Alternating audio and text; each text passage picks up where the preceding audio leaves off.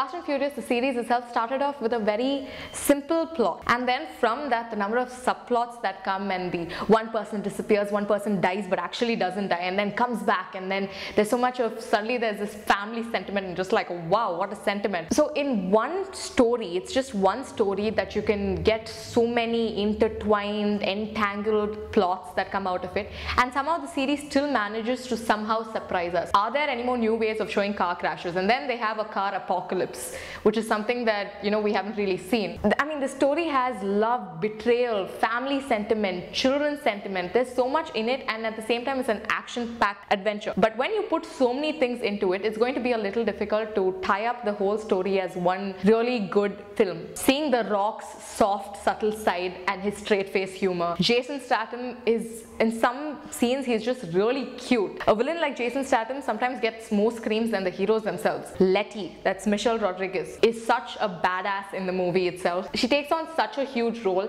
does justice to it. Any Fast and Furious film has to have cars that you just go drooling over, and then there are these absolutely gorgeous cars that just come forward, and it's such a pity to watch them crash. And then there's a lot of humor with the cars itself. If you watch the movie, you will see what I'm talking about. When you put in so many stars in one film and you still want each of them to stand out separately as separate characters, it's a pretty difficult challenge. With this film, it always somehow, with Fast and Furious, every character, even though each person is a huge person on their own, their character is something else, and there's a beautiful chemistry with each other. Somehow it's still so palpable. And throughout it, I mean, any fan would horribly miss Paul Walker during this. And there's also emotion, there's humor, there's romance, there's betrayal, there's anger, and there's a lot of cybercrime, and then there's a lot of actions. You might not be sitting at the edge of the seat through every scene, but it's a scene that any Fast and Furious fan at the end of it is going to be clapping.